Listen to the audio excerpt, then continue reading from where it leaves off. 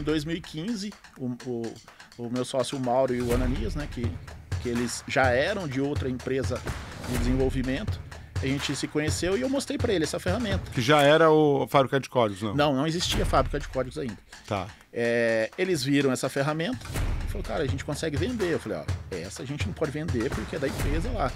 Mas a gente consegue desenvolver uma versão para vários clientes, pôr na web e continuei na Unimar até 2018. 2018 foi o momento da virada que eu simplesmente não aguentei mais. Eu tava ficando doente. Né? Tava também trabalhando de dia em uma, à noite na outra, né? De dia, de manhã à tarde, noite e madrugada. Quantas noites eu fui trabalhar, voltei para Unimar sem ter dormido. Né? Mas eu tava ficando doente porque eu sentia que eu falei, cara, eu não tô mais com a cabeça aqui, sabe? Na universidade. Não. Eu já tô com a cabeça lá e parecia que eu estava traindo alguém que me ajudou. Sim. Tô. Em 2018 a gente recebeu um comunicado do Mercado Livre na época, que era pra gente, a gente tinha 15 dias para acabar com o monitor de concorrência. Simplesmente uma pessoa lá me ligou e falou, cara, vocês têm 15 dias para acabar com esse monitor. Eu falei, mas por quê? Cara, a gente é homologado, né? A gente é autorizado, eu não faço nada. 2018 já tinha certificação com ele, já homologação. Desde 2015. 2015 já tinha homologação. Aí essa pessoa, ele falou, não, não pode. Eu falei, cara, mas a gente procura tal pessoa, a gente... E por azar, aquela pessoa tava de férias. Aí eu falei, cara, e agora? Temos 15 dias para acabar com 90% do nosso faturamento. Eu falei, não posso fazer nada, a gente vai ter que acabar. Muito bem-vindos a mais um episódio da Vida Como Ela É, do empreendedorismo e do empreendedor no Brasil. E hoje um convidado super especial, Márcio da Shopping de Preço, um cara que conhece tudo de tecnologia. Não vou dar spoiler, vou deixar ele se apresentar. Marcião, fala um pouquinho aí. Opa, obrigado, Rodrigo. Primeiramente, obrigado pelo convite, né? A gente fica feliz pra caramba de estar participando disso com você. Eu sou o Márcio Tenreiro, como você disse. Eu sou idealizador do Shopping de Preços, né, um hub de marketplace. Hoje eu sou diretor de desenvolvimento especificamente dessa ferramenta. Né? A Fábrica de Códigos, que é a nossa empresa, possui outra ferramenta, que é o nosso ERP Cisemp também. Tá? Então, dentro da fábrica, a gente possui os dois sistemas. Legal. Marcião, conta pra gente como começou, como que você entrou no empreendedorismo, daí você tinha na família algum já empreendedor, como começou? Rodrigo, que nada, a gente até estava conversando, eu fui empurrado para esse mundo, tá? Eu venho de uma família, meu pai era bombeiro, a minha mãe era do lar, e eu fui carteiro por um tempo, tá? Por 5 anos. Eu sempre quis fazer informática, só que eu não tinha dinheiro para pagar uma faculdade na época. Tem uma universidade em Marília, que se chama Unimar, né? Apareceu a oportunidade, eu sempre fui muito bom com cálculos, apareceu a oportunidade para trabalhar na universidade e eu iria ganhar menos da metade do que eu ganhava no Correio, mas eu iria estudar de graça, fazer ciência da computação de graça. Eu fui, abandonei tudo que eu tinha no Correio, era concursado. No Correio você era carteiro de rua carteiro ou de rua, interno? Carteiro de rua. Fui para lá, fui trabalhar na tesouraria, entrei como escriturário. No ano seguinte, eu comecei a ciência da computação, né? E por ter facilidade com cálculos, eu passei a ser encarregado da tesouraria. Então, eu já ganhava mais do que eu estava ganhando no Correio e estudando o que eu queria. Legal. Eu aprendi a programar sozinho. Então, 2001, entrei na Unimar. 2002, fui para encarregado da tesouraria. Início da faculdade. 2003, me chamaram para ir para o CPD. Na época era CPD, né? Hoje é TI. E fiquei lá por quase 2 décadas no TI. E você começou a programar, que ano que foi? 2002. Programação não era nada do que é hoje, né? Hoje... Delphi. Eu usava Delphi desde o início. A universidade estava migrando o sistema que era COBOL na época para Delphi. E eu aprendi sozinho, né? Então eu tive essa facilidade, sempre tive facilidade com programação. Me chamaram para lá porque eu tinha toda a expertise da tesouraria e estava migrando o sistema financeiro. Né? Então eu fui desenvolver todo o sistema financeiro e fiquei lá até 2018. Você perguntou a respeito como eu entrei no empreendedorismo. Eu sou praticamente leigo, praticamente não, sou leigo de programação.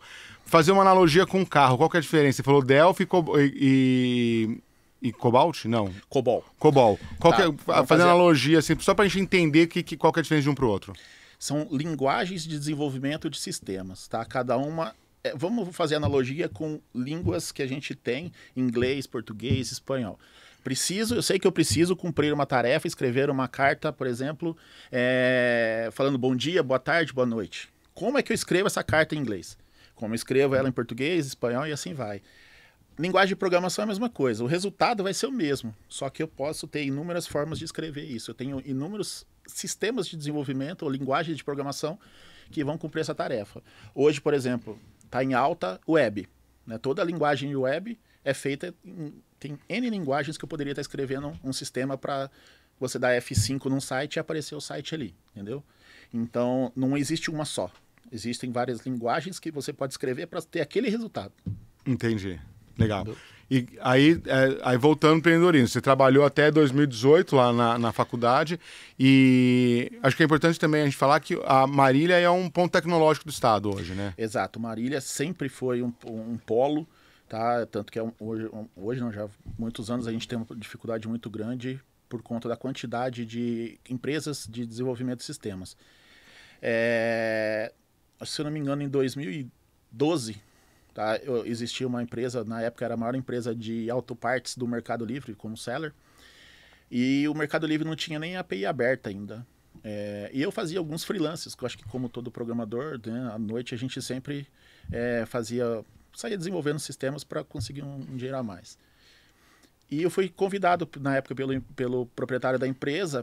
O Mercado Livre convidou essa empresa para começar a fazer testes na API, que ele não era aberto ainda, tá? E foi ali onde eu comecei a aprender a usar a API do Mercado Livre. Vi a possibilidade eu vi um determinado momento eles realizando uma ação de shopping de preços. Para quem não conhece, a ação de shopping de preços é a ação de monitorar preços de concorrentes dentro de um site, um marketplace qualquer. E falei, cara, dá para fazer isso de forma automática usando a API do Mercado Livre, que a gente já está aprendendo. E eu fiz uma versão local para essa empresa. Em 2015, o meu sócio o Mauro e o Ananias, né, que eles já eram de outra empresa de desenvolvimento, a gente se conheceu e eu mostrei para ele essa ferramenta. Que já era a fábrica de códigos, não? Não existia fábrica de códigos ainda. Tá. Eles viram essa ferramenta e falaram, cara, a gente consegue vender. Eu falei, olha, essa a gente não pode vender porque é da empresa lá. Mas a gente consegue desenvolver uma versão para vários clientes, pôr na web e vai. A gente teve... Nessa altura já estava com a API aberta já. Do Mercado já estava com a API aberta. Já. A gente teve contato com uma empresa que eles tinham contato aqui em São Paulo, de autopartes, que deu a possibilidade, né, o pessoal da Asia Acessórios, eu queria até mandar um abraço para o Rodrigo, que falou, cara, eu vou com vocês nessa, eu quero usar. E o Rodrigo, ele trabalhou nessa empresa lá de Marília, como comprador, e saiu e montou a AZ, que é do Grupo Cambuci. Eles foram os primeiros clientes. Em 3 semanas eu desenvolvi o shopping de preço, a gente pôs para funcionar e montamos a fábrica de códigos. Esse ano, agora em agosto, faz 10 anos já da empresa. Já. Legal, 10 anos. Então, 10 anos, 2015. Isso. E você ficou até 2018 ainda trabalhando, né? Exatamente. Eu fazia, durante o dia, Unimar. Era 100% focado. Se tem uma coisa assim que eu tenho um agradecimento enorme pela todo o pessoal de lá. Eu vejo que você sempre posta alguma coisa de faculdade. É a Unimar? Isso, Unimar. Você dá aula hoje lá? Não. A gente tem um projeto com eles chama Fábrica de Projetos, que empresas assumem uma determinada turma e dentro de uma disciplina e falam, cara, o que eu faço na minha empresa? Então, assuntos ligados a e-commerce, por exemplo, marketplace. Passo projetos para eles desenvolverem projetos reais, de uso real, para desenvolverem dentro do semestre. E eles apresentam para a gente no final do semestre. Isso é legal que a gente consegue captar alunos que têm possibilidade ali de se tornarem profissionais nossos. Legal. Eu continuei na Unimar até 2018. 2018 foi o momento da virada que eu simplesmente não aguentei mais. Eu tava ficando doente, né? Tava também trabalhando de dia em um, à noite na outra, né? De dia, de manhã à tarde, noite e madrugada. Quantas noites eu fui trabalhar, voltei para Unimar sem ter dormido, né? Mas eu tava ficando doente porque eu sentia que eu falei, cara, eu não tô mais com a cabeça aqui, sabe? Na universidade. Não. Eu já tô com a cabeça lá e parecia que eu estava traindo alguém que me ajudou. Sim. Né? Aí cheguei neles e simplesmente falei, cara, não aguento mais, eu preciso sair. E graças a Deus, assim, sempre, nunca menti, nunca escondi nada, eles sabiam. Tanto que várias coisas de tecnologia que eu aprendi fora, eu levava para usar para dentro da universidade, né?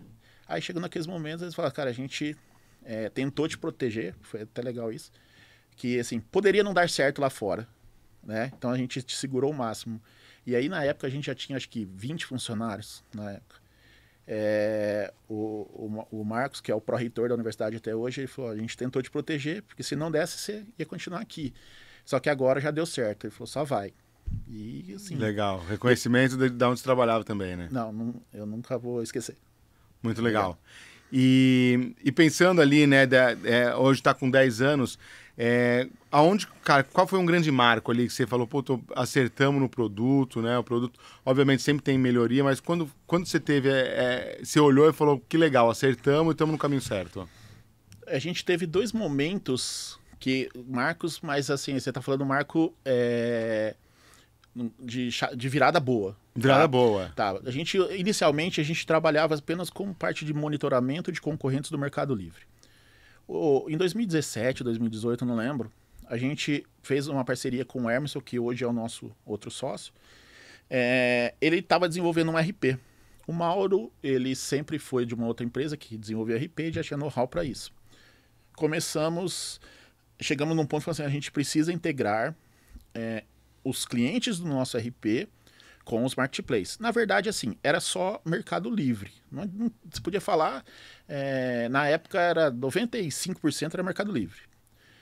Eu falei, gente, a gente já tem uma ferramenta, eu não queria partir para isso. Tá? Sim. Mas aí naquele momento eu fui enganado. Não, vamos fazer só do Mercado Livre. Eu falei, beleza.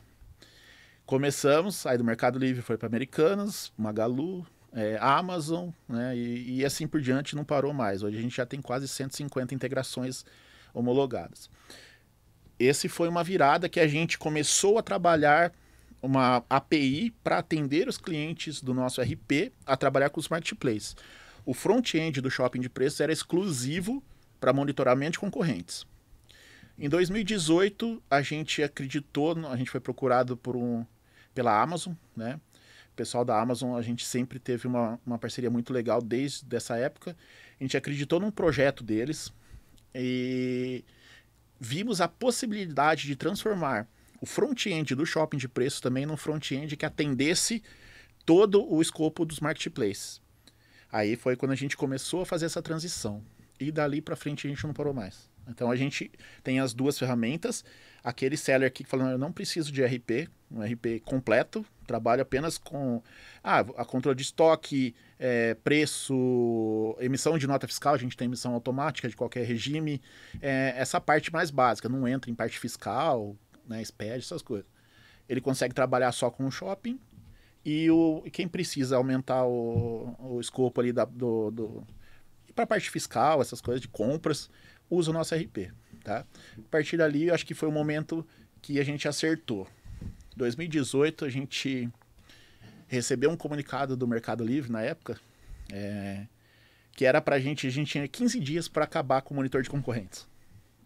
Simplesmente uma pessoa lá me ligou e falou, cara, vocês têm 15 dias para acabar com esse monitor. Eu falei, mas por quê? Cara, a gente é homologado, né? A gente é autorizado, eu não faço nada. 2018 já tinha certificação com ele, já homologação. Desde 2015. 2015 já tinha homologação. Aí essa pessoa, ele falou, não, não pode. Eu falei, cara, mas a gente procura tal pessoa, E por azar aquela pessoa estava de férias. Aí eu falei, cara, e agora? Temos 15 dias para acabar com 90% do nosso faturamento. Falei, cara, eu não posso fazer nada, a gente vai ter que acabar. Isso daí não tinha os outros marketplaces, não tinha não tinha nada. Não, tinha, só que era simplesmente para o Cizemp. Não tinha ainda o front-end. Aí isso reforçou a nossa necessidade. Falei assim, cara, eu não posso ficar mais dependendo somente do monitor de concorrentes, porque amanhã o Mercado Livre pode mandar parar. Como aconteceu? Não, então, ele mandou parar, só que a gente falava, conversa com fulano e tal. Chegou 13 dias depois, a gente já estava começando, a gente ia avisar no último dia pros sellers, né? Essa pessoa me ligou, assim, não vou citar nomes, mas é uma pessoa que tem amizade até hoje. Ele falou, cara, a gente foi atrás de quem você falou, e realmente vocês estão autorizados. A gente só precisa fazer um ajuste. Que foi falar, só precisa arredondar os números. Eu falei, cara, faço agora pra você. Então, assim, só que aí dali startou esse processo. Falei, a gente precisa não ficar pode dependente do Mercado Livre para monitor de concorrentes. Foi quando a gente começou a focar no Hub e transformou o monitor de concorrentes em uma ferramenta do sistema. Entendeu? Não Legal, só a parte principal. Bacana. E, cara, nesse tempo todo, qual foi o maior... Eu acredito que esse daí tenha sido um desafio grande também, mas qual foi o maior desafio, dificuldade que vocês tiveram no decorrer desse tempo? Cara, é assim, Rodrigo, eu falo assim, tem momentos que eu digo que eu vou falar por mim, tá? Eu sou muito abençoado nesse ponto, porque eu sempre tive que me virar e fazer as coisas sozinho, tanto parte de hardware como, sabe, de servidor, eu tive que aprender. E não tive momentos que eu não conseguisse resolver alguma coisa. E em determinadas situações que parecia complicada, aparecia alguém para nos ajudar. Essa daqui, eu acredito que foi o único momento que a gente falou, ferrou, a gente não tem um plano B nesse momento, mas a partir dali, eu não estou dependente de ninguém. Por exemplo, se amanhã o Mercado Livre fala assim, vocês não integram mais com a gente tem mais os outros 129 marketplaces, 140 marketplaces ali para a gente trabalhar, né? Então, acho que aquele momento foi realmente o único que a gente sentiu uma dificuldade e falou, vixe, a gente precisa resolver esse problema. Principalmente pela centralização, né? Exato. A ferramenta era aquilo, tá?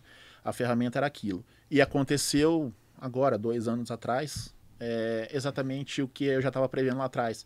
O Mercado Livre chegou e falou, vocês vão ter que tirar o jeito que é o monitor, e isso afetou todas as outras ferramentas de monitoramento de concorrentes.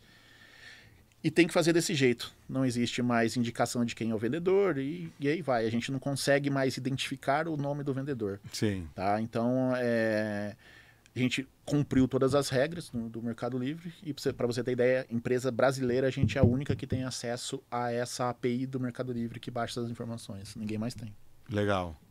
E você falou, eu conheço o Mauro, conheço o Ananias, você falou de um outro sócio, o Emerson. O Ananias não é programador? Não, o Ananias é o único que não é programador. Isso que eu ia perguntar, o resto, os demais são todos programadores.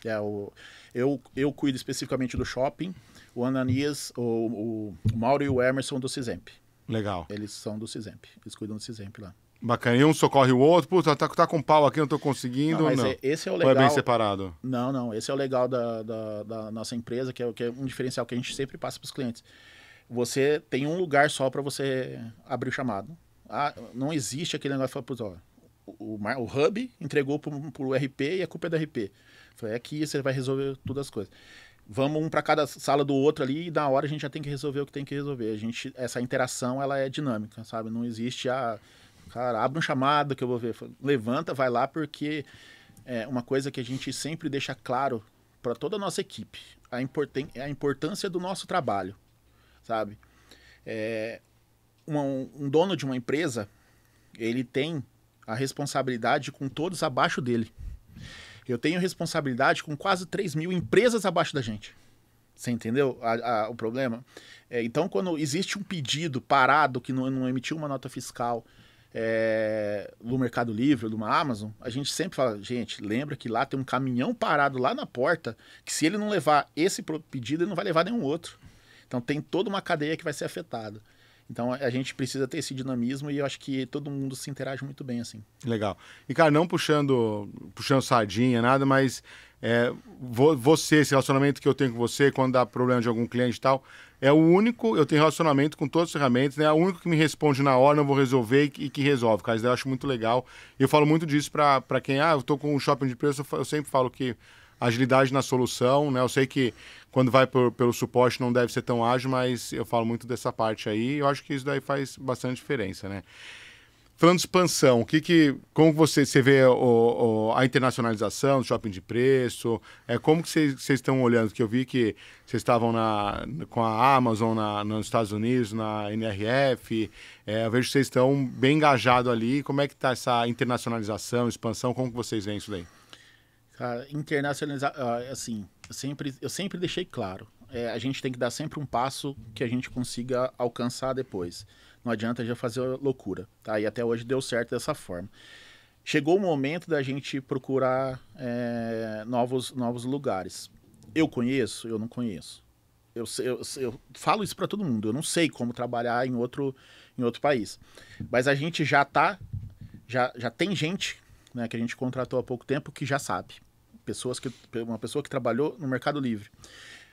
A Amazon dá todo apoio pra gente. Então, assim, são 2 canais que a gente já está começando a pensar nisso. Legal. Inclusive agora, antes de entrar aqui, uma pessoa do Mercado Livre mandou uma mensagem, falou, cara, você ainda quer ir para outros sites? Eu falei, quero. Aí eu falei, se quiser eu saio daqui para sair, mas a gente sabe como é São Paulo, não dá tempo. Então, assim, é algo que a gente sempre deixa aberto. E a gente está recebendo esse apoio dos marketplaces, porque para eles sabem que podem contar com a gente, sabe? Não é simplesmente manda para lá e vamos ver se vai dar certo, né? É por isso que eu sempre seguro. Falo, se eu não consigo fazer, não adianta, porque eu vou dar mancada. Eu não quero dar mancada com ninguém. Sim. Não, boa.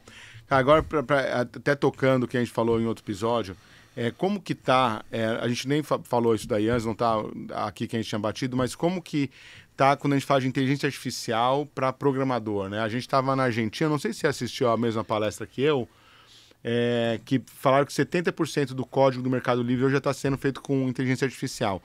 Como que você vê essa inteligência artificial? Como que você está usando? Ele ajuda mesmo para quem trabalha com o sistema? A gente usa na parte hoje, vamos dividir em duas partes. A primeira é o programador usando IA para o desenvolvimento. A gente usa ferramentas que auxiliam a gente nesse desenvolvimento, mas isso é algo que eu brigo com a rapaziada. Não dependa de IA. Você tem que pedir ajuda e você tem que conferir, porque senão você se torna um refém. Aí eu perco um profissional. Só Sim. tem alguém criando prompts para ser respondido. Outra coisa são ferramentas para trabalhar dentro do nosso sistema. A gente tem uma parceria muito grande com a GoBots, tá? A GoBots, o pessoal da GoBots, o Vitor, assim, é um cara fantástico.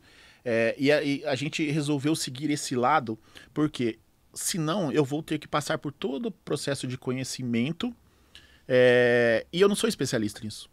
Não adianta eu querer abraçar o mundo e eu não vou dar conta. Sim. Sabe? Então, assim, existe alguém que faz isso e faz bem feito.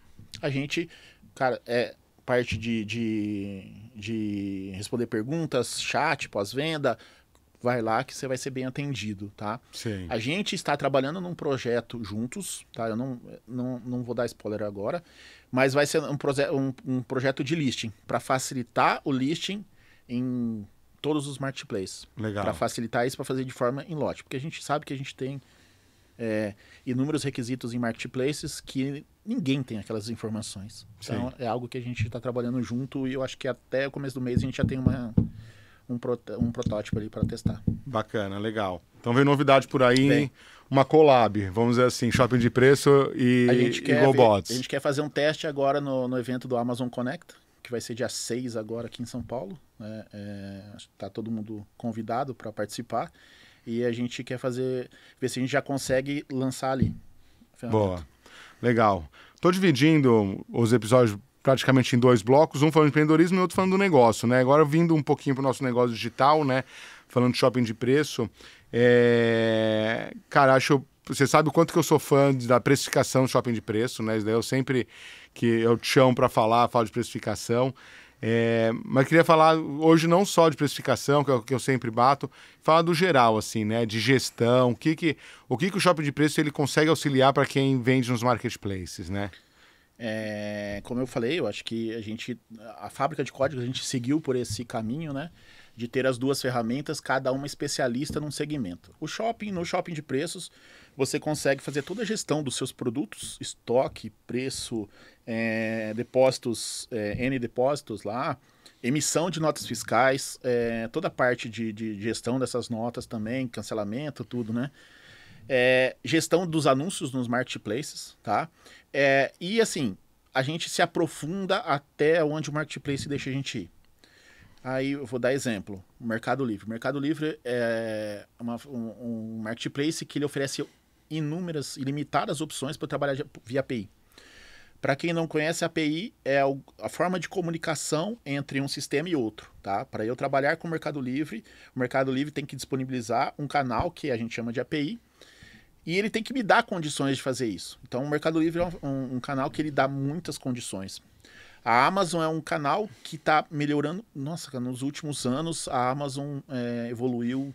Eu falo assim, eu vou usar esse termo, tá? Porque evoluiu mais do que os outros para facilitar a vida do vendedor. A gente sabe que a Amazon tem muitas regras. Sim. Por ser um sistema global. Mas o time do Brasil, que é um time fantástico, vem trabalhando para a gente contornar essas regras e facilitar esse processo. Então, dentro do shopping, a gente consegue chegar até onde o marketplace me dá a opção. Tá? Vou dar exemplo da Amazon. Parte de precificação automática. A Amazon tem ferramenta de precificação automática. A Amazon tem ferramenta de ads. Eu já consigo fazer dentro do shopping. A precificação também. Né? O Mercado Livre. Não tem a precificação. Agora tem uma parte de precificação, sim, tá? Só que o pessoal ainda prefere usar a nossa. Por quê? Porque a precificação do Mercado Livre não chega no nível do preço que ele precisa cuidar. Ela é mais voltada a concorrentes ali. Sim, é mais uma análise de precificação do Exato. Que vocês não, né? Eu acho que o negócio de vocês pegarem o preço do RP, que dá para configurar o percentual ali de markup, percentual puxar o percentual que está cobrando de comissão, puxar o frete de preço final, isso eu acho fantástico. E falando de gestão ali, né? A gente hoje, você falou de emissor de nota, então você consegue configurar o emissor de nota fiscal dentro do shopping para conseguir... Emissão automática. Emissão automática. Uhum. Se vai ter uma devolução, consegue fazer devolução. Devolução, reclamações, impressão de etiquetas, tudo que você precisa para gerenciar o marketplace. A gente fala que partiu desse ponto e realmente você quer... O que envolve o marketplace a gente trabalha. Tá? Partiu para a gestão interna da empresa, compras, sugestão de compras.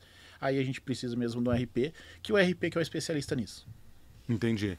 E hoje a gente fala do Cizemp, que é o de vocês, mas vocês estão integrados com os principais. Sim. O shopping de preço. Esse foi um ponto também marcante pra gente, que lá, quando a gente começou, a gente tinha a ideia, não, o shopping vai ser exclusivamente voltado a atender o Cizemp. E foi por um período, não? Foi, no começo foi. Só que aí a gente viu a possibilidade de abranger todo mundo e desvincular o shopping do Cizemp, mas não o Cizemp do shopping. O único hub que o Cizemp integra é com o shopping de preço. Não integra mais nada, só com o shopping de preço. Mas o shopping de preço integra com qualquer RP através da nossa API, ou se a pessoa precisar, a gente pode desenvolver também a integração, que é o que já acontece com alguns outros ERPs. Então, se tornou uma ferramenta separada e independente. O shopping é independente do RP. O RP precisa do integrador, mas o integrador atende qualquer RP. Legal. E quando a gente fala de precificação, como que você teve esse insight? Falar, puta, eu vou precificar. Teve algum... Porque o Mercado Livre teve ainda tem hoje, mas é bem menor, mas ele tinha uma diferença de frete muito grande de um dia para o outro. Surgiu alguma coisa relacionada a isso ou não? Não. A precificação começou com o monitor de concorrentes.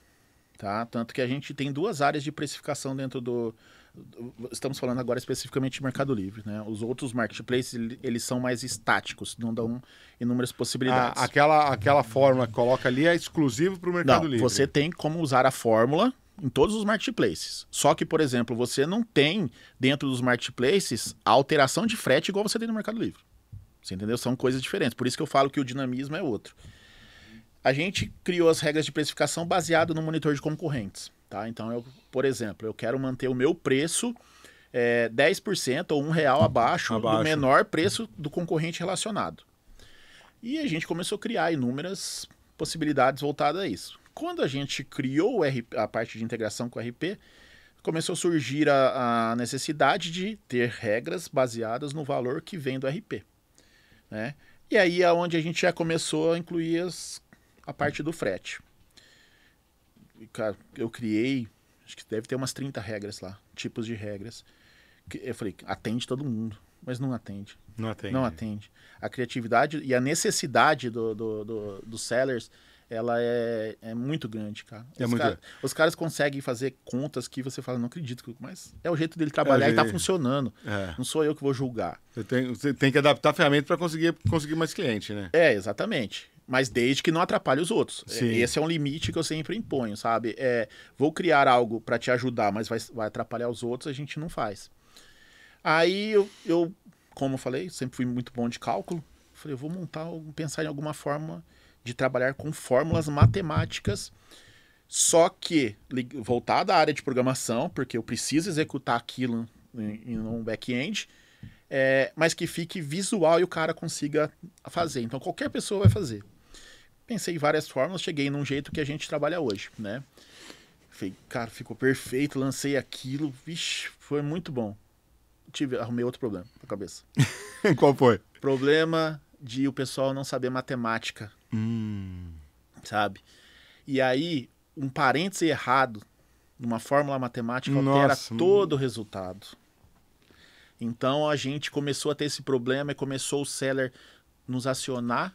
Porque estava errado. Não, para ajudar ele a montar uma fórmula, né? Só que aí começaram a aparecer erros, porque eu vou dar um exemplo aqui. Ô Márcio, me ajuda a montar uma fórmula que eu quero pegar o valor do produto mais o valor do frete com 10% de acréscimo.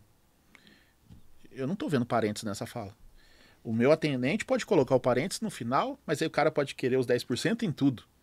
Você entendeu? Então, a gente teve que segurar o pé e falar assim, cara, eu te ajudo a montar uma fórmula, eu vou te ensinar a usar o sistema, mas a fórmula você vai ter que ter alguém que entenda um pouquinho de Excel. Porque no Excel você consegue montar essas fórmulas.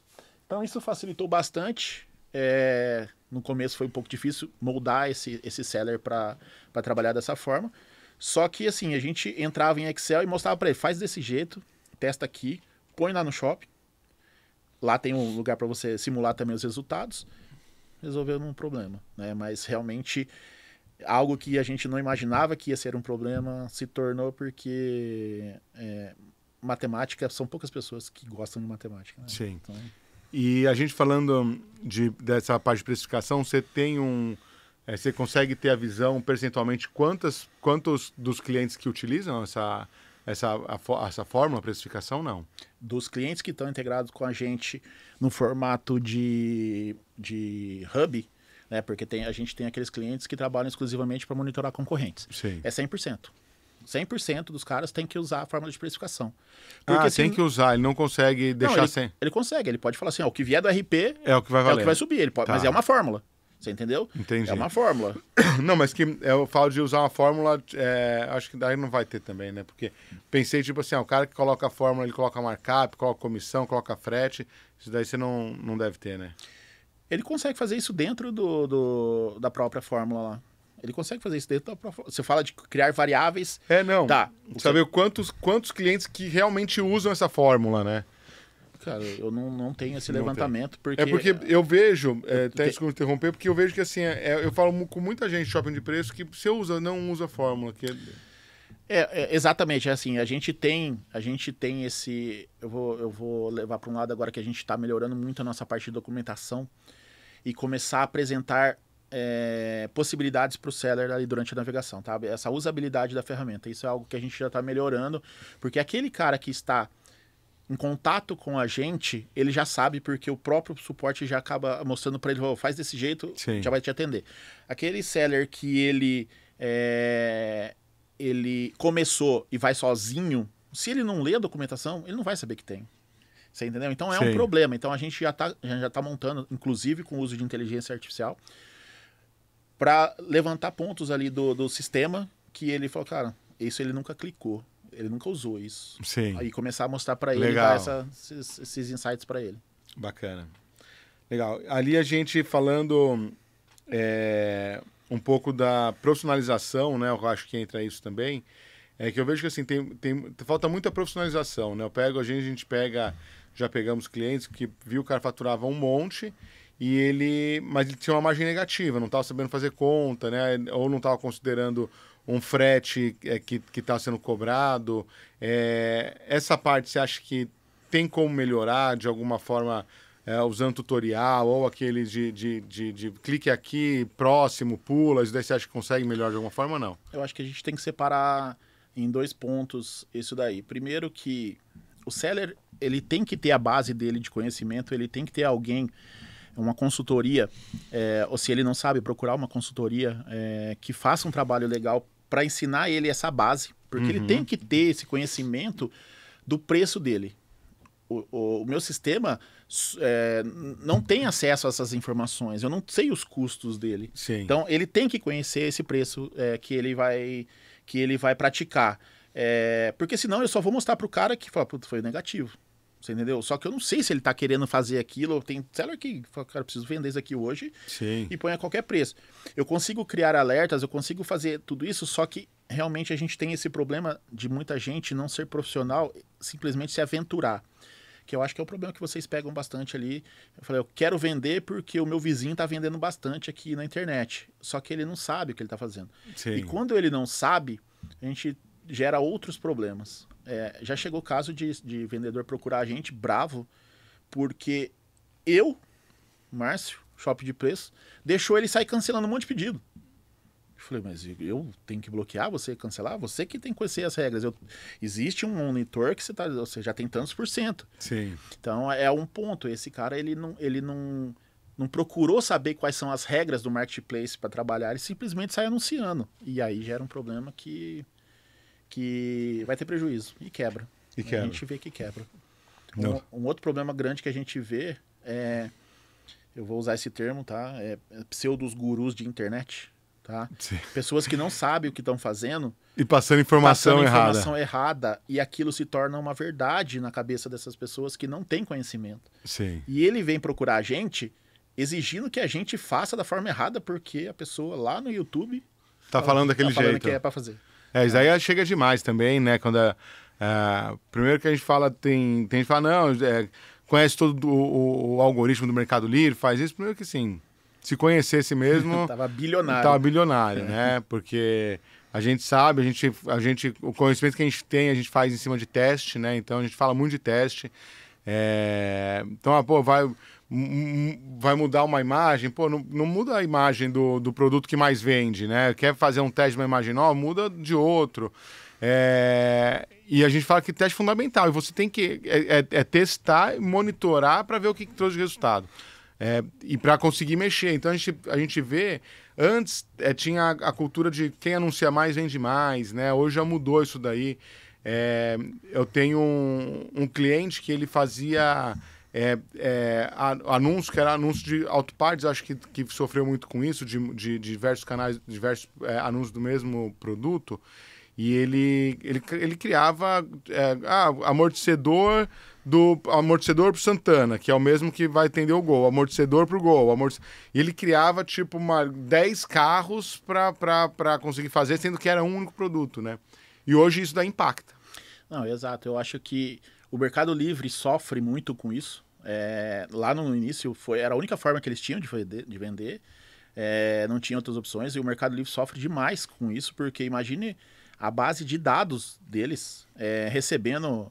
Um exemplo, peguei vendedor falando de autopartes, porque eu acho que autopartes realmente é o que mais sofre. Exemplo aqui, amortecedor do Gol, 98, 99, 2000, o cara criava um anúncio para cada ano. Porque ele falava que não conseguia vender os dos anos ali. Então, assim, o Mercado Livre realmente entendeu esse problema e criou a parte de compatibilidade. Ajudou bastante. Só que aí a gente vê vários vendedores resolvendo simplesmente falar, não, eu não quero receber mais aviso do Mercado Livre. Coloca um item ali de um ano e não faz o que tem que fazer. E aí não vende. Aí fala, a culpa é de alguém. Entendeu? Então a gente sofre bastante com isso também. Sempre tem alguém tentando burlar ali infringir alguma regra, né, quando a gente fala de Mercado Livre. E eu até falo, tem muita gente que entra quando a gente fala, pô, mas por que tem que ter essa quantidade de vendas, né? Porque não é só valor, porque lá atrás teve alguém que, para conseguir uma medalha, lançou um produto, sei lá, hipoteticamente de 50 mil reais, fez a compra e ganhou a medalha, né? Então, eu falo muito que, assim, se o Mercado Livre faz isso, o Mercado Livre, a quantidade de gente que tem, e até falo aqui abertamente, o que eu aprendi dando consultoria para vendedor, teve lojas que entrou lá que eu aprendi mais com o cara do que eu ensinei o cara. De tanto que, assim, vendedor do Mercado Livre é raridade, assim, porque os caras, eles inventam cada coisa e funcionam, né? Tem coisa que funciona e tem coisa que não funciona, mas o cara que tá ali no dia a dia, que eu falo que é o vendedor do Mercado Livre raiz, ele traz muita coisa positiva. Exato, só o detalhe, quando você fala funciona e não funciona, que ninguém se atentou, né? Uma vez a gente tem uma base hoje de monitoramento de concorrentes de quase 400 milhões de anúncios do Mercado Livre que a gente tem na nossa base de dados, tá? Isso daí, 400 milhões é a base total de anúncios? Não é total. Não. A gente só traz para nossa base os vendedores que vão ser monitorados por alguém que usa a nossa ferramenta. Entendi. Eu não trago todos. E a gente fez um levantamento. Quantos desses anúncios tinham venda? Sabe? Assim, era 3, 4, acho que no máximo 5%.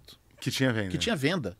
Aí você olha e fala assim, então não está funcionando. Ele acha que está funcionando porque tem 4, 5 anúncios dele vendendo muito. E ele não para ver e fala, cara, não precisa desse monte aqui. Sim. Eu posso limpar. Às vezes, vou dar um exemplo aqui, mas às vezes o cara não precisa nem de uma ferramenta de gestão porque 10 anúncios dele resolve todo o problema dele. Só que ele vai, cria um monte e tá vendendo. Só que ele não tá vendo que somente 4, 5 anúncios estão vendendo. Sim. Então, e você deixa... Quanto maior a base de anúncios, mais difícil fica fazer a gestão. Então, a questão de gestão aí já entra pro lado de ferramentas. Tá? Se você estiver fazendo gestão manual... Não, esquece. Gestão manual... Esquece. Gestão manual não é gestão, né? Exato. Mas assim, tem gente que trabalha dessa forma e tá se virando. Por exemplo, eu tinha um vendedor nosso que usava... o shopping de preço apenas para emissão de notas fiscais da Amazon, né? Esse cara, ele acordava 4 horas da manhã porque um senhor fazia tudo na mão. E ele tinha, 300 vendas por dia. Nossa. Você entendeu? Ele quase ficava louco, mas na cabeça dele estava funcionando. Aí a gente tentava mostrar para ele e tal, só que ele falou, não, já sei, eu faço desse jeito e tá bom para mim. Sim. Então, assim, manual, tudo manual. Ele falou, só não imito nota fiscal na mão porque não aceita mais a cadernetinha. Não, e isso daí realmente, a gente também filtrava muito, né, do que funcionava, do que não funcionava. Eu tive não vou nem citar os produtos aqui, mas eu teve um vendedor que eu aprendi muito com ele. Quando a conta entrou, foi logo no começo, porque assim, teve uma transformação. Até falando um pouquinho de Petina, o nosso foco sempre foi fazer gestão, né, de pegar o cara, a indústria, né, digitalizar ele, e a gente fazia gestão, a gente faz 100%, faz cadastro, faz atendimento, faz performance, e a gente, o Mercado Livre... Full commerce. Como se fosse um full commerce. A gente fala, toda a parte digital a gente cuida de você, né? Isso daí lá atrás a gente não tinha o operador logístico. E esse vendedor, quando ele entrou e eu vi os produtos dele, eu falei, pô, não é possível, cara.